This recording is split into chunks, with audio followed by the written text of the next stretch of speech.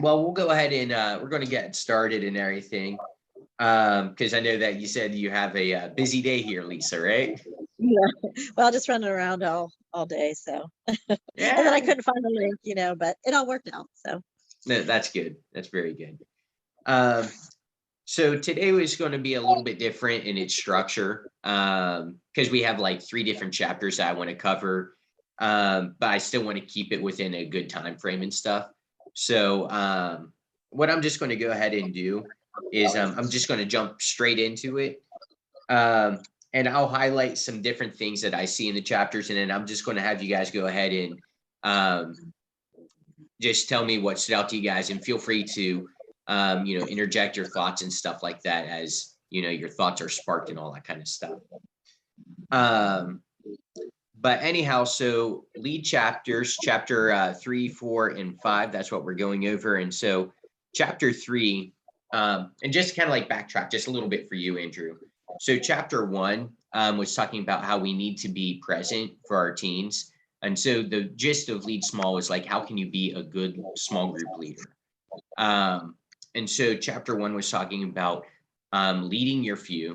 So not like doing this for every single student in the student ministry, but having a few select students that you are more intentional about investing into in discipling and mentoring. And for those few, for your few, what you're going to be trying to do is you want to be present for them, by like whenever you have small group times, you're like engaging in the conversations. Actually, you're there for them mentally. You are consistent and you text them randomly or do random things to show them that you are there for them. So that was chapter 1. And this is kind of like this stuff builds on each other. But chapter 2, that was the chapter that was talking about how we need to create a safe space for them. And so that's just, whenever there's conflict and tension in a group, handling it well so that you show them that it is a safe space. Because we know tension happens, people have disagreements. It's a thing, but it's actually a growing opportunity that can show the students that this is a safe space for them to struggle with this stuff.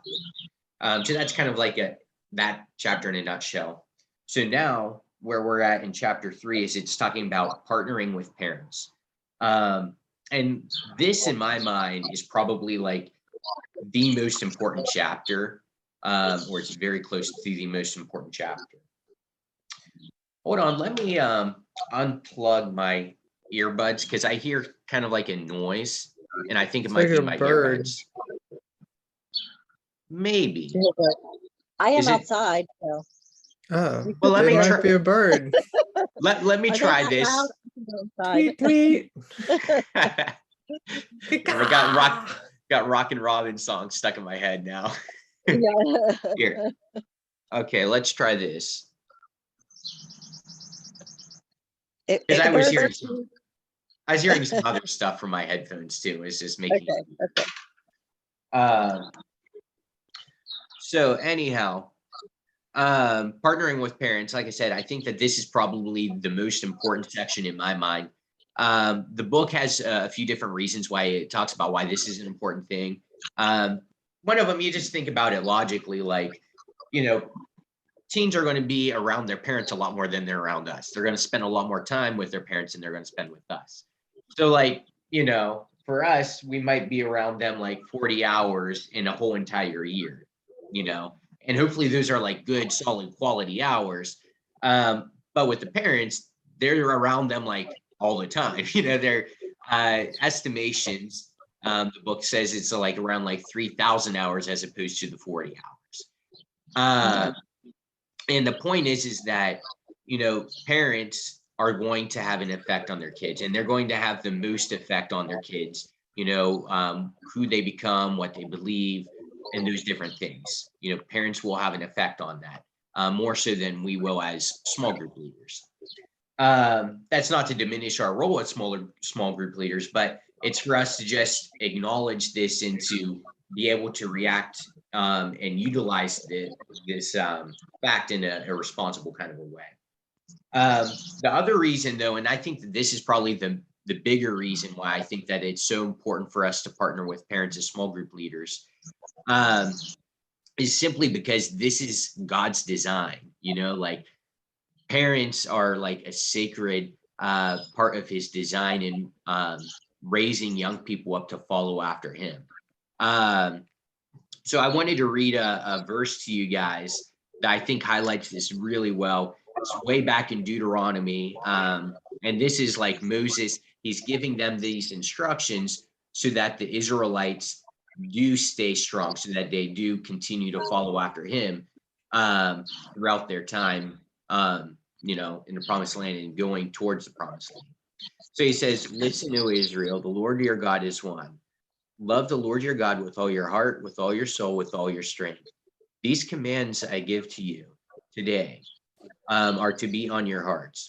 Impress them on your children. Talk about them when you sit at home, when you walk along the road, when you lie down, when you get up. Tie them as symbols on your hands and bind them to your forearms. Write them on the door frames of your houses and your gates. And so, like, that verse right there is something that I think each of us as leaders should really think about, and almost like I would encourage us to kind of like memorize it in a way, because what it's showing us is, first of all, how do we love God? What are we supposed to be doing with the teens? We're supposed to be drawing them to love God with all of their heart, with everything that they have and everything that they are. That's our goal. That's our desire as small group leaders. But then this verse also highlights there's a community aspect in this, to draw people towards that mindset. There's a community element, a community responsibility. That's where we lie as small group leaders. But even more specifically, there's a parent design, there's a parent intention behind that. And you see that reflected, impress these truths on your children. Talk about them when you sit at home, whenever you're walking along the road,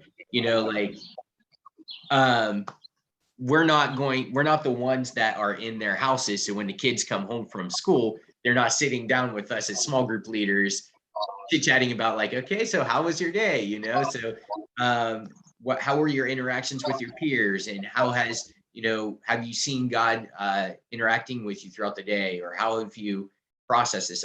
We're not the people who are doing that, and it also talks about like when you lie down, when you get up. We're not the ones that are tucking them in at night and, they're in the morning when they're eating breakfast to talk to them about the faith, to do a devotion with them, all that kind of stuff. Those are all things that parents do. So all of that to say, it's extremely important for us as small group leaders to partner with parents in this process and everything. I have a few more points on that, but I'll pause there since I kind of want to keep this a little bit more of a chill kind of a huddle time and everything. And do you guys have any thoughts? Does that verse spark any thoughts to you guys, or are you guys just like in agreement?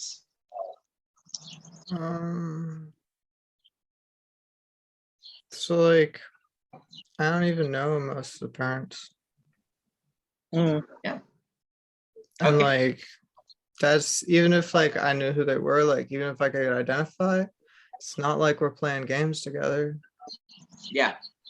So like, and like I understand the importance of partnering with parents, but it already seems like we're kind of pressed for those, what you said, estimate like 40 hours, to use all the time that we can to make connections with the youth group.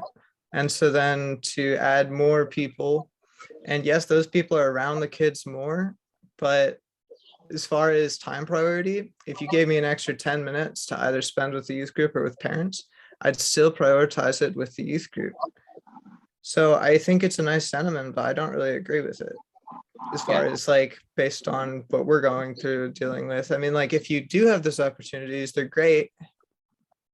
But I don't see that as like something I'd prefer to change practically. Okay, I'll give you my take on that as a parent and as a small group leader. So sometimes I feel like we can, like the partnering with the parents, it's great if we can find a way to make it be more active, but I think sometimes it can be passive as well. So for one instance, and again, maybe this is just because I am a parent, like in our small group, like people were just talking about, I don't know, how unreasonable the parents' rules were and this and that. And, I felt like I could say, and maybe just needed to defend my kind, but it's like, you know what, no matter how like different your parent, like they may parent very different from even me and my kids and the way I treat my kids, but they are doing the best they can. It's a very tough job, and you need to just look at some of the rules from that point of view. So I feel like it wasn't necessarily my job to necessarily go like, oh my gosh, I can't believe your parents, go on your phone and read your emails. It was like, okay, you know what? They're like, I feel like I could partner with them without even spending any time by just saying, you know what, your parents, even if you disagree with it, and maybe when you have kids you can do whatever you want, but they're doing it out of love, and you have to give them some slack because it's a very tough job and we don't really know what we're doing anyhow. So I feel like we can partner with them without even and maybe partnering with them isn't quite the right word, but I feel like we can support what they do and their authority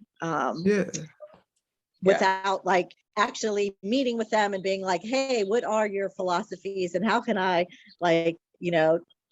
enforce that with your kid? I think just kind of like, just the way that the verse in Deuteronomy explains how important that parenting position is. And quite honestly, there are a lot of things that the kids will tell me and I'll be like, oh my gosh, that must be terrible having their parents, do this. But it's like, I don't ever say that, you know what I mean? It's like, hey, they're doing it because they love you. And that's, or you can approach them by saying this or giving them option, so in that way, I think we can partner with them a little bit without having it be a huge investment in time. Because I do agree with Andrew. We spend so little time with them that it's you do have to invest in that, those relationships, full force, Yeah. And kind of what it means to partner with parents, that'll be clarified as I go through these, a few different points with you guys. But like you're saying, it's not necessarily a thing where we have to, take a ton of time away from spending it with the teens so that we can spend it with the parents. I don't think the parents would want us to do that. But it's more of a mindset of, it's not, I just do my thing and my thing is separate from the parents' thing, but it's more of a mindset of realizing that, hopefully, prayerfully, the parents are desiring to see their kids not only grow as people, but also grow spiritually. But wherever the parents are at, what our goal is that we see this is something God's instituted. He's instituted the parents. Our desire, our concern is to see the students grow. And if we want to see the students grow and the parents have so much impact on the students, then we also want to make sure that we're keeping the parents informed, that we're not just putting them on the sidelines, but we're doing everything that we can to allow our time with the teens to not just be our time with the teens, but to also flow into what the parents are trying to accomplish as well. So it's a partnership kind of a mentality, not necessarily like I have to go and get lunch with them all the time. But anyhow, it'll become a little bit more clear as I go through these points with you guys. So in the book, it gives a few different ways. So one of the ways is cue the parents. So cueing the parents is essentially keeping them informed so that they can take advantage of important parenting moments. Essentially, that's what it is. That's what I got out of the book. And so like there's a few different ways that you go ahead and you can cue the parents. One of the ways is by introducing yourself to the parents, letting them know. And again, this doesn't have to take like 20 minutes, but like if you're at church on a Sunday and you have, you see one of the kids who's like in your small group and you see their parents, go up and introduce yourself to the parents and say like, hey, my name is Andrew or Lisa or Ben. And I work with your student in the, or your kid in the youth group, and, and just introduce yourself to them, let them know like what you guys have been doing, maybe talking about, and give encouragement to the parents, if there's things that you've noticed that their kids are doing well, But just give them basically the opportunity to know who you are.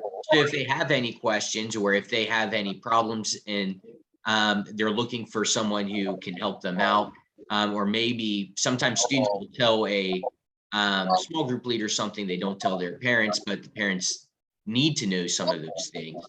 That'll give you the opportunity to partner with the parents in an appropriate way to make sure that the students are growing spiritually, but also staying safe and all those different things as well.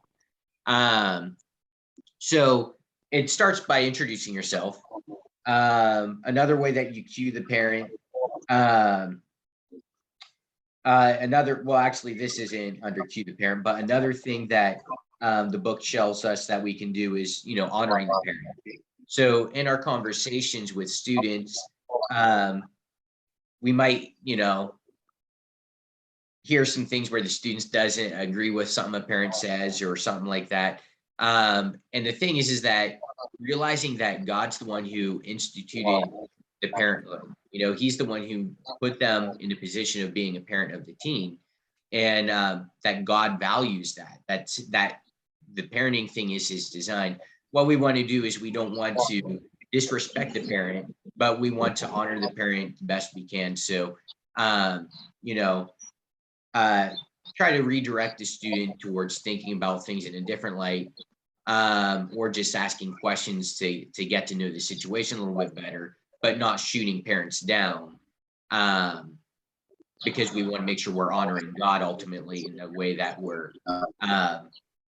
interacting with the students and talking about them in their lives and stuff like that. And then the other point that they had is reinforcing the family. And so that's basically like if you see an opportunity to build a bridge between a parent and a teen in your conversations, go ahead and do that.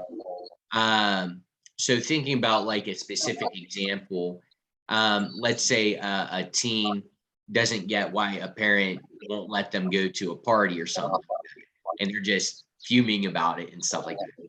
Well, you can talk with them about it and ask them questions about like, okay, so why do you think your parent, said that? And why do you think they don't want you to be a part of the party and all this kind of stuff? And then finding an opportunity to be like, well, why don't you, if they say like, I don't know, or something like that, then you can redirect them towards their parents and reinforce that relationship and say, well, why don't you go ahead and ask your parents? And if you need someone to come with you, because there's different relationships that teens have with their parents, you could always offer to, be a part of that if it's needed, but pointing them back to that relationship, not just trying to be the answer for everything and not allowing the parent to fulfill their role. So those are a few of the thoughts that I had concerning the book that I think is an important thing. I really do think that even if there are parents who we don't agree with them, like you were saying, Lisa, if we don't agree with their parenting style, if it's not our style, or if we, don't think that they're just doing a great job or whatnot, that's where we have to be humble and have to realize, but God's the one who put them in the position of being parents, and the responsibility that he's given us is to do everything we can to grow the students, and the parents are going to affect the students. So not trying to get in the way of the design God gave, but doing our best to speak life into that situation and to help the student grow in relationship with their parent in the right and appropriate way and everything. And that's not to say that you are going to be the catalyst of change that's going to cause a relationship between a parent and a student to become great. It's just you don't want to become a stumbling block that causes it not to happen. Let's put it that way.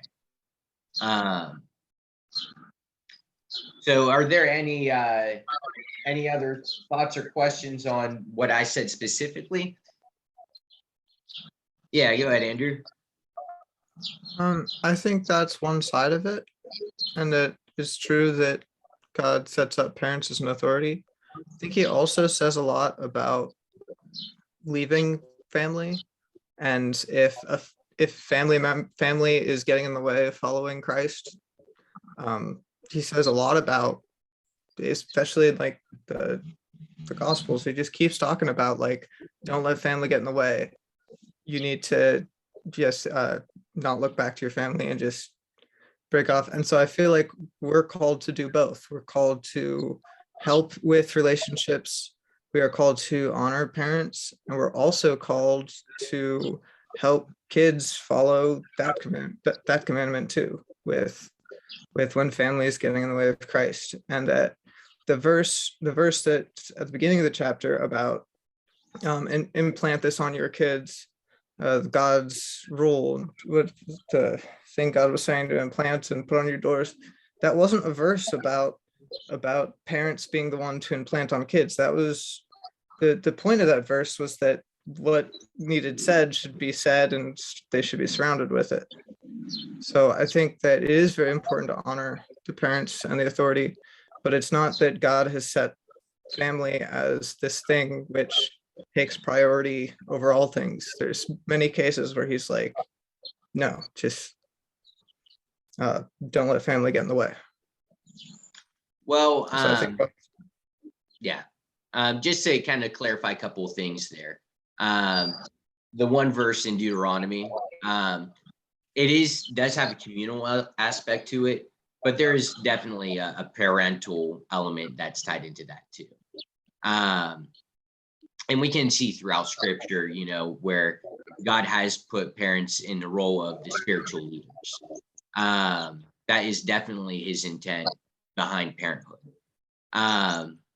So anyhow, recognizing that though, we do also recognize that there are a lot of parents who aren't on that page, especially if they don't have a love for God themselves, then they're not going to fulfill that,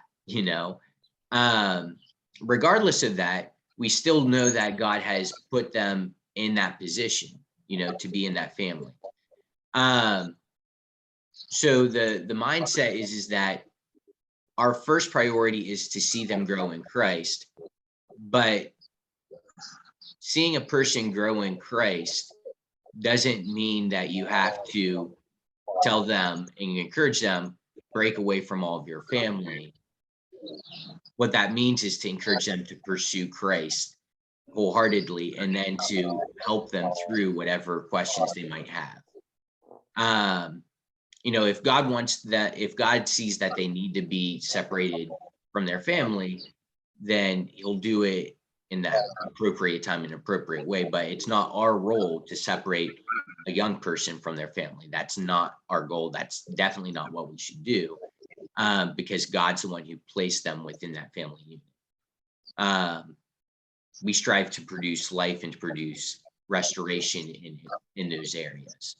And if there's a problem, that's where ultimately kind of like our role as a youth group, our position as a youth group, bounces into connection with the rest of the church. So if there's a familial problem that does need to be addressed, that's where we can go. You can tell me, and then I can talk to the pastor, or you could talk to the pastor, and ask for help in kind of like bringing restoration in an area that has an issue. And there's proper avenues for that, but what do you have any thoughts there, Lisa, or you just? Well, and I think sometimes with youth group too, there's a huge, because of the age difference, like it's just like, you wouldn't really have a 7th or 8th grader want to be like independent of their parents, but I think it is a good thing that, once they're approaching, junior, senior in high school, that they that their faith takes on a life of its own. So in that way, they're supposed to prioritize their relationship first. And I know, like over the years, like it doesn't seem to be a whole lot in our youth group at this time, but I know, like with Dan, like he had a lot of like outreach kids that, parents were way off track. And even if they weren't, they still had to respect their parents. They still had to basically follow their parents' rules. But, there was a lot of like, hey, you can be the witness to your parent by being, objective. I mean, we never really had any cases of like, obviously somebody being abusive to their kids. That would be a different story. But I feel like, you know, unless you're really like turning 18, like, you know, and even the Bible talks even after that, like you are, there still is a role for your parents and to respect them regardless of their walk, you know, even with Christ, or if they're like inhibiting you or limiting things, you know. I mean, I think over the past we had kids that maybe weren't allowed to go to certain youth group events just, you know, just because the parents didn't want them to. But yeah, so it is a, you know, it's a balance. But I mean, I think in most of the cases, you know, these kids are like church families, are good families, and we need to be supporting that good, healthy family life that does exist. And I'll just add, as a parent, you know, I feel like this is where being a small group leader, you know, yes, we only have whatever, 30, 40 hours with the kids, but I feel like sometimes I could use my 300 hours to say the same thing to H-Out, Lucas, over and over again. But like if somebody like Andrew said it to him once, that's that has a way bigger influence than my 300 hours that I have with them. So I think it's like, yeah, there's a time balance, but like I just think that's the uniqueness and the specialness of this relationship where kids kind of get to break away from their parents, and it just sounds so much better coming from, you know, a nice young man like Andrew versus mom. Yeah. So yeah, and that's where the mindset of partnership, you know, comes in. Yeah. You know, realizing that, you know, parents have a huge effect. At the same time, even though we have a lot less time, we're not their parents. And so a lot of times there's a natural like obstinance towards parents from young people and everything. And that's where we can speak into their lives. And if we have a good relationship with the parents, then the parents will trust us and we can communicate with them the things that they need to hear so that they can have those conversations around the dinner table. So they can have those conversations that they need to have, you know, before bed or whenever it is. But so just taking those opportunities and speaking on a more practical note, for us as leaders, this is what I want you guys to actually do. So I know we're at the end of this year, but like next year, what I'd like to do is I'd like for us to be intentional on if we don't know the parents, specifically the parents of the few who we're investing in more intentionally, make an effort to try to meet them. You know, it doesn't have to be a super long thing, but meet them, tell them who you are, and very simply like, hey, this is, you know, I'm excited to be able to hang out with your kid, and this is what I'm hoping that we'll be able to do, you know, just something simple just to show the parents that, hey, I'm not trying to avoid you. I'm here for you, to be on your side, to help grow this student. My desire is to grow the student, or your kid. I keep on calling him a student. Don't say to the parents, your student. that won't connect with the parents. But anyhow, yeah. So, yeah, and so like, and sharing, like, if you have an opportunity, you have a good relationship with the parent, and you have an opportunity to tell them, hey, this is what we've been talking about in small group. Do that. If you see an opportunity to do that. If you see an opportunity to encourage a parent and say, hey, your kid has been doing this and they've been doing it well, that is huge. Do that kind of a thing. That'll be encouraging for the students, or for the kids, the teens, and for the parents in the parenting process. So absolutely do those kinds of things. And then if you don't have that kind of a close relationship with them, also I'll be keeping the parents in the loop on what they are learning through emails and stuff. But and it's even better when it's coming from you as small group leaders, because you are the ones who are directly investing in their teams as the part of the few, your few. So anyhow, that was chapter 3. So chapter 4, it talks about making it personal. Actually, pause there. I didn't ask, was there anything else that stood out to you guys in the chapter that you felt like really you wanted to say? I know, Andrew, you haven't had the opportunity to read it, so this is more for you, Lisa. No, I think that covers like the highlights. Okay, cool. Okay, so chapter 4, make it personal. The concept behind this one is all about influence, how your personal faith and your personal life will influence the people you're connected with. And there was a quote that I thought was really good. It says, make sure you are living an example you want your few to follow. So, you know, if we want our teens to have a thriving relationship with God, you know, you ask the question, what brings a person towards a thriving relationship with God? You know, I know for me, like one of the biggest things, and I think this is true across the board, read the Bible. I mean, that's a simple thing, but you got to have a connection with God. You got to read the Bible to learn the truth, and to learn more about Him. So reading the Bible is just one simple thing. If you want to see them become young people who read the Bible, connect with God through reading the Bible, then you got to display that through your life. You know, you have to be doing actively as an individual to instill that towards them as well. Praying, whatever that is, the concept is you want to see them thriving in their faith. You have to be taking the steps to grow in a thriving faith yourself so that you can talk about authentic faith with them, actually. That's the general gist that came through it, through the chapter. A couple more specific things it talked about, living in community. So one of the elements that's going to tie into you as a person, as an individual, thriving in life and thriving in faith in general is you got to have a community of people that you can connect with, you know, people who you can talk about just your real life adult problems and stuff with, you know what I'm saying? People who can advise you, people who can understand you, get you, and help you grow in your own faith. And the book made the point that your group of students, they are not your community in that sense, because they're not going to get your adult problems in the same way that another adult will.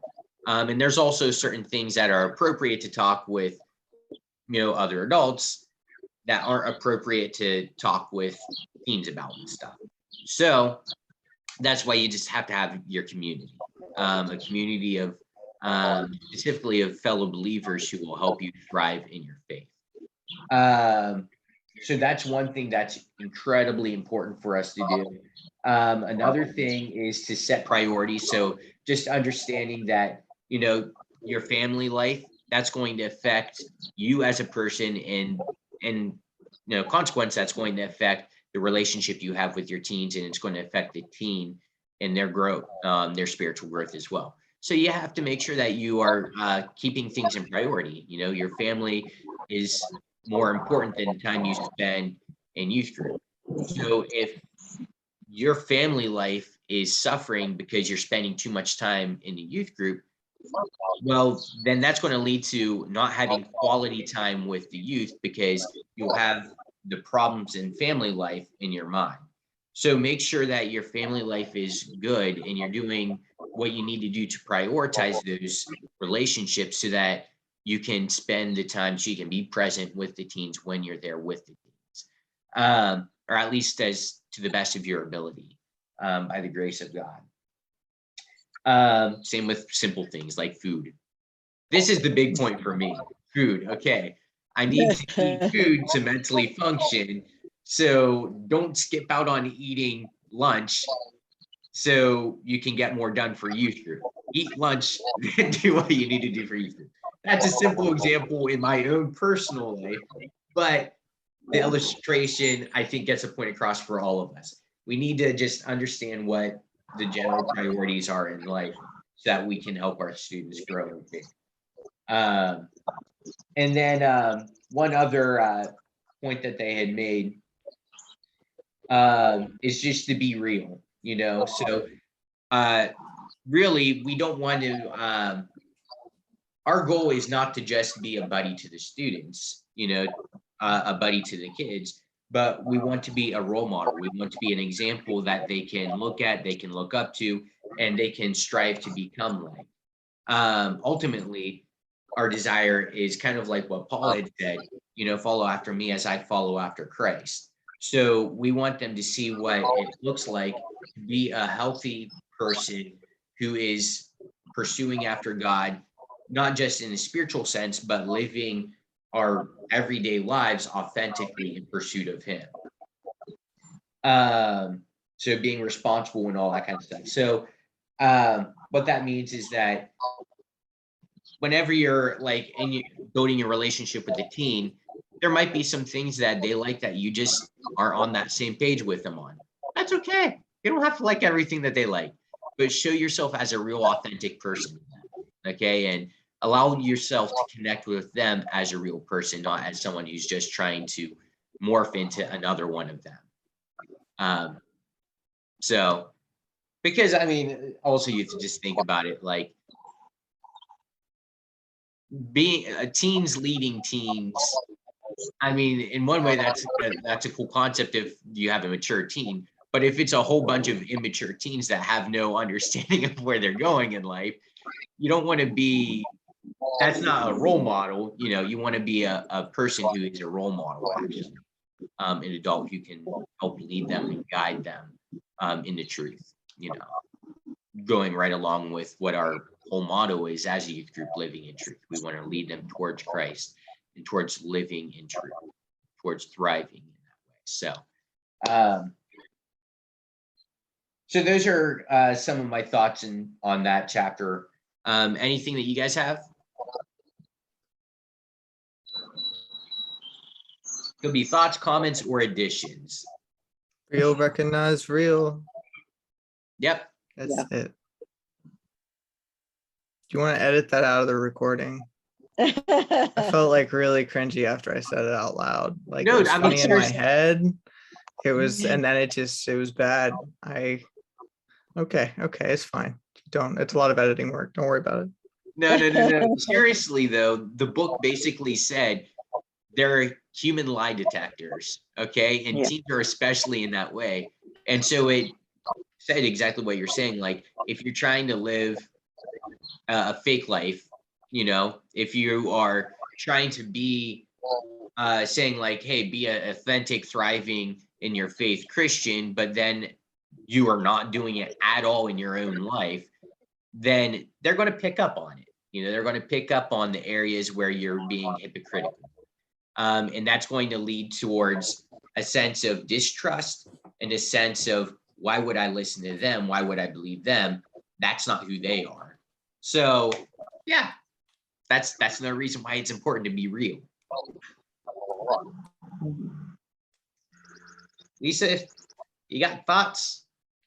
No, I would just agree with that. I mean, I know for me, I was hesitant to kind of help the youth group just because I felt like, I'm this older person that could be their mom or older, and what are they going to want to, they want somebody cool like Andrew, who's cool and fun, but I don't have to pretend to be I was surprised at how well I was accepted, being, just sincere, and not really yeah, I'm not the cool one, I'm the fun one, but I still have an interest in them, and I think they just gravitate toward the idea of somebody that's listening, and so yeah, just that whole being not being phony or trying too hard to fit in, I don't think they recognize that. So I think better to have your motives be sincere than your outward appearance, kind of you a person.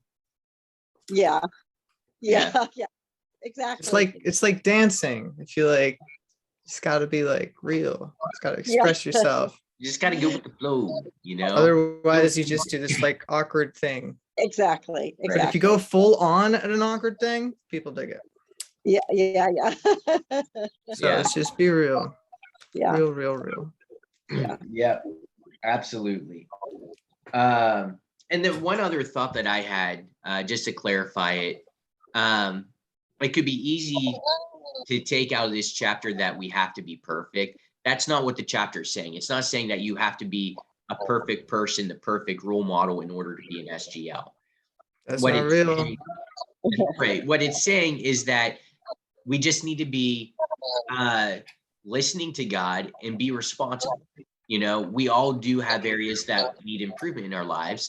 And so we recognize it and we make the responsible decision to work towards growing and thriving in our faith and leading them in that example. So like one thing that from Hebrews chapter 12 that I remember reading and getting out of it is like it talks about like the champions of faith. Okay. And one of the champions of faith was like or just one of them, and there's a whole list of them that are kind of like this, but like Samson, you know, it's like Samson, how is he like the role model, the champion in faith that they should follow after, you know? But one of the things that I believe that the chapter is showing us is God's not looking for perfection. He's looking for perseverance. So what we are trying to do as role models is be an example of someone who isn't trying to be perfect, but someone who is trying to persevere in their faith and pursue after God wholeheartedly. And if they have that mindset, if that's a heart that is developed inside of them, and God uses us to be an example to develop that desire, we've accomplished our goal. You know, back to that verse, love the Lord your God with all your heart, soul, mind, and strength. You know, doesn't mean that we're going to be able to do that perfectly in this life, but we're pursuing after that. We're chasing after and striving towards loving God with all of our heart, soul, mind, and strength. And then his Holy Spirit, that's where God gives us grace and grows us through that process, AKA sanctification.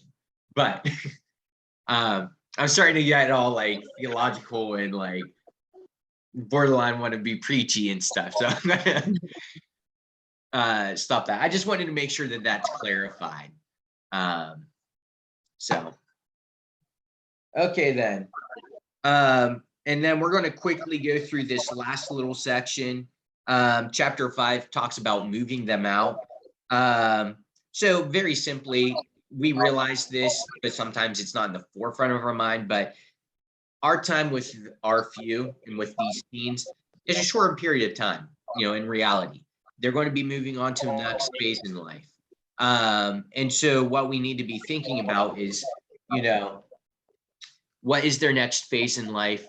And how can we set them up to thrive in that next phase of life?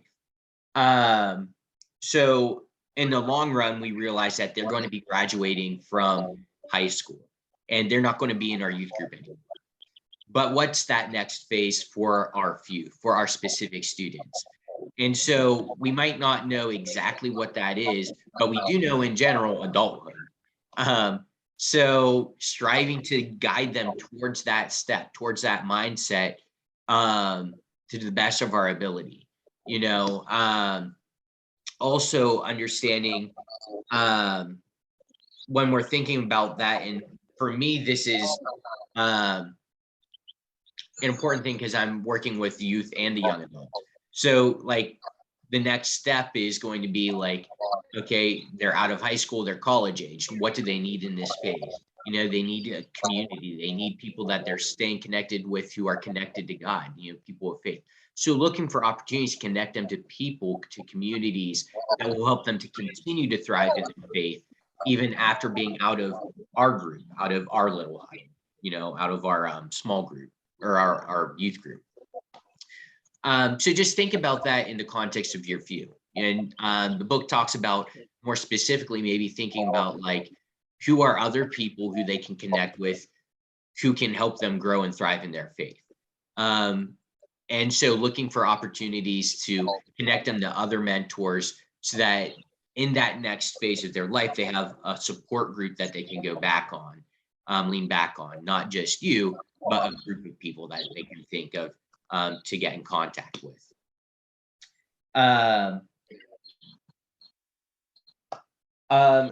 Couple other areas it talks about move them to be the church. So we don't want them to have the mentality of just I am youth group, but we want them to have the broader mentality of I am the church. I am the body of Christ. They're out of youth group. What are they going to do? Hopefully, prayerfully, what our desire is that they stay connected to the church, that they don't just think, I'm out of youth group, I guess that's it for me. No, we want them to move on to being a part of the body, and that starts now in how they think and view themselves in context to the church. So providing opportunities and a practical way that we can do this is maybe find ways that we can get them involved in broader church activities and encourage that mindset. So like Workday is a perfect opportunity to grab your few and be like, hey, the church is doing a Workday and we're part of the church. Let's do Workday with them. Or Mission Appalachia is coming up. This is fresh in my mind because I was thinking about Ty and Reese and what they're doing, and they're going to Mission Appalachia. So, you know, jumping on board with that and being like, yeah, let's do this, you know, as a part of the broader church. We are the body of Christ, and this is done in service to Christ. So let's go and let's do this. So just looking for those opportunities to support that mentality. I think that basically covers what this chapter is about. So do you guys have any thoughts that you wanted to add into this? I saw So that was a 5. It was chapter 5. I did one quick reading 4, and that was 5. Oh yeah, chapter 5. That's it. You got it. Yeah.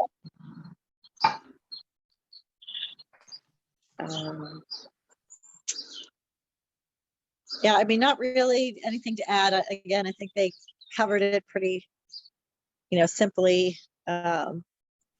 So, you know, it is nice to see, like even with Kiara, like there was a week, you know, where we saw our youth group. I think something else was going on in the middle of the week. And then I saw her at Awana and I saw her at another, and it was like, so we have this joke like, oh, hey, stranger. But like, it was good to see like, you know, I guess it's a combination of like maybe chapter 4 and 5, where it's like, she was seeing my example of serving, but like, she felt, I think, very, very needed in her service. And so like, I you know, you start to know, like, I feel like somebody like Kiara, who's like plugged in with like the music and everything, she knows a lot of adults already. So I feel like she'll have an easier time transitioning into the church as an adult versus just a student, because she's already, you know, been plugged in a lot of things and a lot of relationships, you know, building. So, but I can see others maybe, you know, maybe some of my few that, you know, you need to work harder to try to make them feel part of like the whole church, where it's not like you're just part of youth group. But I see how it works successfully, like with her. I feel like someone like her, and even Ty and Reese, you know, you know, like they'll float in, I think, a little easier because, you know, they know a lot of adults from a lot of other service areas. So yeah. And something that you can do is you can use connections that you have and opportunities that you have and bring them along with you for some of those things. Yeah. You know, for example, another good example is the tech team. That's serving the church as a whole. But it's something that like Eric's setting up. Eric, it would be a great mentor for a young person. So it's like seeing that, recognizing that, and then being like, okay, well, let's see if there's an opportunity to take one of these teens, one of these young people, and introduce them into this space where they're around this individual. They can build this relationship, and maybe that'll be a person who becomes a core person in the next step of their life, in that next phase, you know, a key voice, a key influence. So I think there's several different opportunities in our church that we can think about and everything. And it could take the form of going out and playing. Let's say that you have a life group, and there's someone in your life group that you're like, you know what, they've been a big influence on me in my life. I think they could be a big influence on this teen.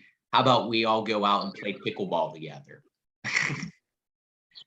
You know, bridging the gap a little bit. So that just to spark some ideas and stuff. So those are things that I'd like for us to strive towards. Um, so at this point, I'm going to kind of switch gears a little bit. So a couple things. One of the things that we're just about to enter into the summer, and what I'd like for us to do is I'd like for us to each have solidified who our few are. I don't think that that's a thing that has actually happened yet. It's kind of like been discussing, it's been floated around, but it hasn't actually happened. So in order to do that though, we don't have everybody on here or anything like that. So we can't talk about it here right now in detail, but I do want to encourage you guys, be checking your emails and be checking on the that webpage I talked about. And I'll be communicating with you guys to solidify who are our few. I have some suggestions for you, Andrew, and for myself and for all of us leaders, but I want you guys to be connecting with people you actually connect with as your few. So that's something that I want us to do before the summer really gets too far in, because the summer is going to be our opportunity to go and do some special activities outside of youth group with our few to show them that we value them, you know, and to show them that we care, and also to make sure that they don't fall off the radar during the summertime. So that's going to be a really important thing for us to do. And then the one other thing that I had on my list that I wanted to do with you guys is I wanted to get kind of like an assessment of how you felt that the year went. Since I have the two of you guys here, I'll allow you guys, if you want to give a verbal assessment right now, you can go ahead and do that. But I'm also going to make it an option for everyone to go ahead and do it online. So I guess the question is, do you guys have any like thing that stands out in your mind that you're like, you know what, like I think we did well at this, I think that we could do this differently, or we really need to like drop this or change this? Do you guys have any thoughts on those ends or anything like that, or do you guys just want to think about it and do it online? Okay, Andrew, is that you got stuff to say? Yeah, it's not chapter 5 this time. Okay. I thought one of the goals I had heard was to give like a standard feel for when we do something that's not a standard youth group, but then there's still like a very defined standard youth group. And I feel like that was really successful. This semester. I thought that was really good. I'm going to need a clarifier on that one in my mind, because I'm kind of like harsh. I think I got what you're saying, but I want to make sure I got what you're saying. Let's put it that way. So you were talking about like non-official youth group things. No. Okay. No, I mean like there's like regular youth groups, and then there's like youth groups where you do something different. Oh, okay then. And I feel like one of the things I think you had mentioned, and as like a goal, was to create an understanding of like what a normal youth group is, so then you can have normal youth groups and non-normal youth groups. Because I think before, at one point, there was a problem where it seemed like there was no normal youth group, because and there was a lack of structure, and that made time and transitions difficult. And it made some of the non-regular youth groups, instead of being really fun, they just ended up being the normal because everything. So I thought that it's really like that goal is really hit, and now there's like normal youth group and non-normal youth groups. Yeah. I remember talking to you about that, you know. Lisa, just to keep you in that conversation. That was a conversation Andrew and I had while we were driving back to Ambridge and everything, dropping him off. But it was just a general recognition that, you know, in youth group in the past, it's kind of like we had so many like special events and fun events that was kind of like counterbalancing like what is normal youth group versus non-normal youth group, what's a special event versus a non-special event. And I felt like there wasn't like a set pattern of this is youth group. It was just all like, we're here. Yeah. What's happening? You know? So one of my goals. Game, lesson, small group became like a structure. Right, and that was a goal that I had for youth group this past year. Thank you. Well, I think one of the positives for the girls, and I don't know if this is just a girl thing or the fact that, well, especially if the fact that the girls group, there's a lot more girls than guys. So they seemed to want to stick together those last few times we've met. Like they didn't want to break up. And the one time, we had a bunch of girls and we were getting into really good conversation, but I noticed like the girls going like, well, when she said that and it's like, do you even know their names? And like some of the girls did not know the other girls' names. And it was like, okay, let's like, so I think like we had to like, and I think one of the unique things or challenging things, I don't know what you thought about our youth group, is there seems to be so many people that come, but on different days. So it's almost like there's like a different makeup of kids like each week. Like there's not really, I mean, we have like a handful of the 4 kids that come, but then it seems like, oh, this week, like the 3 Wojnar sisters came, but then like Lydia and Carter didn't come. And then, so it just seemed like with the girls, there was always like a different like makeup of our group. And of course there's the girls that know each other from church for a while, but it was just good to stop and say, hey, do you guys even know their name? It's like, and then, from there on, they start using each other's names. Like, okay, well, Haley said this, and Leila said that. So it was just kind of neat. And I think the cooking thing helped with that too. When everybody was kind of in the room, focusing on getting this little meal together, whatever we were doing, there was a lot of like people, like the girls, kind of became, I don't want to say better friends, but they weren't just strangers sitting across the room, where it's like, I only see you for this hour. They had to be like, hey, how big do you want me to chop this? And how big, so I thought that was good to just kind of get the girls to relate a little better. And I thought that was one of the, good things that happened this year. Yeah, that's very good. Something that I want to encourage over the summer is to find like a couple opportunities to do something kind of similar to that somehow, Yeah. To continue that momentum and make sure it doesn't, stagger out over the summer. And the cool thing is that since it's not like we are not having regular youth group over the summer, there's a lot more flexibility and a lot more opportunity when you guys do come together and do stuff. Yeah. And that's the same with us as guys, Andrew. Throughout this summer, like I have different things on the calendar, but I'd like to take opportunities for us to connect with the guys and do stuff, like Kennywood trip, roller coasters. Dude, yeah, us guys just go on a random Kennywood trip. I want to see stuff like that happening, because that's going to be the opportunities where we're really growing to like know them, because there's no pressure on like we have to follow this structure, we have to do this program. It's just we're there, we're with them, and we just allow God to take the time where it takes it, and there's something beautiful in a setting like that. So I really have I believe this summer is going to be great when it comes to relationship building with the people that we have in our youth group and stuff. And that'll set us up on a really great platform for next year. But I'm kind of like bumping into the summer. Some thoughts now. But cool. Did you guys have any other thoughts? Or if you guys have other thoughts, you could also email, put them in the chat later. But Andrew? You remind me of Phineas Flynn. I have no clue who Phineas Flynn is. Look him up sometime. Look him up. Okay, I'll look him up. I don't know whether that was a compliment or a non-compliment. It relates. It's the summer. Your summer vibes are giving off a Phineas Flynn sort of attitude. Oh. Okay then. Like I said, I have no clue what that means, but I'll find out soon enough. So, okay, cool.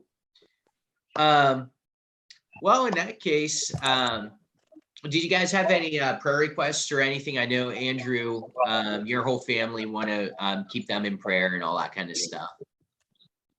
COVID related, but and Ellie. So Yeah. COVID, and then there's Ellie and pregnancy. So I got those two. Anything else? You know, we're good. Lucas has he'll be graduating here. And so just that new chapter for us. So, but other than that, everything's going good. And really just, you know, the coffee house is just like been on our radar we've just been so encouraged by so many different things happening. That's good. I see the chat that you put over there, Andrew. The link. I'll look it up after you're done, Lisa. Sorry. Yeah, no, that's fine. Yep. So no, that's good. Just we are doing well. So just thankful. Yeah. No, that's good. When is Lucas's graduation? It is next Friday. So it's either the 2nd or 3rd of June. I can't remember, but the next Friday. So Becomes old person. yes. Yeah. That's cool. Yeah. This is going to be a little bit of a side note, but at our next coffee house night, actually, I was thinking about even trying to do it this Friday, but it's probably too short of notice. So at our next coffee shop night, I want to get like that handful of people that, you know, high school and college students. I would like to take an opportunity to actually have them all be there and gather in a little side room, and I want to show them photos with the different color schemes and stuff, and have them like vote on it and give like those thoughts and stuff. Plus, I think Alina, I want to reach out to her and ask her if she wants to be a part of that. I know she's adept towards design. I know that I think she actually is someone I had on the radar for being one of your few. Even though she's going to be graduating, I had her on the list as being one of your few. Yeah. So that would be an opportunity for you to maybe be able to connect with her going into a college level. She'll be joining our coffee shop nights. So that'll be an opportunity for you to connect with her in that space on something she likes. And then I was going to have Kiara come in and join in for that night, so that and ask Kelly if she can come and join in, because I'm having kind of like Kelly and Kiara kind of like paired together and discussing stuff, you know, kind of enforce that. So anyhow, and that'll also give Kiara a little bit of it, because Ty and Reese have been coming to coffee shop nights. I don't think, were they at the last one? Well, okay, so it was a respite night, and Ty was actually there helping. So I said to him, hey, and I actually told Kiara, I said, you know, do you want to hang out afterwards too? Because you know, she'll be a senior next year, so it would be okay. And you know, of course, they didn't have their phone, so they said, can you text our mom? And Diana was like, you know, Ty can stay, has to be home at 11, but you know, I don't want, you know, have Kiara go home with Kelly and Caleb. And I just figured, like I can talk to Diana about that later. So Ty did stay. Dan had one of his old youth group members come and lead up some hockey, which is good, really good. Mitch was actually, I don't know if Ben, if you're around long enough to be real familiar with the Gunyons, but it's their grandson, and he was excited. Like, you know, Dan just threw it out, and I think, you know, that's why I think this coffee shop is so great, because like, you know, we had it in our mind to just like kind of reach these kids, but there's been so many side issues going. Like, I think Mitch, it's going to be really good for him to get back involved and minister, and hopefully then get back into church. So he led up a hockey game, and you know, Ty played, the guys played, and so it was good. It was good that Ty was there by himself without like Reese and Emily and even Kiara, and he just hung out, you know, for a little bit, did the hockey, and you know, kind of then getting the feel for this is like a thing that he can do whenever he wants. So it was good. That's good. Very good to hear. This is a perfect illustration of that springboard, by the way. You know, that chapter 5, move them out and stuff. Coffee shop night, when we're thinking like, high school going into the college ministry and finding community, this is a absolutely awesome space for them to find that, and kind of like a no pressure kind of an atmosphere. Yeah. So yeah, you guys are doing great. So thank you guys Good for job. doing that. Yeah. Yeah. Cool. Well, in that case, we'll go ahead and we'll pray. And if you guys have any specific thoughts or questions or stuff, you can ask me after we're done praying. If not, it's cool. I'm going to look up Andrew's link and then I'll be done. I'm gonna look it up too, so. Yeah. Okay.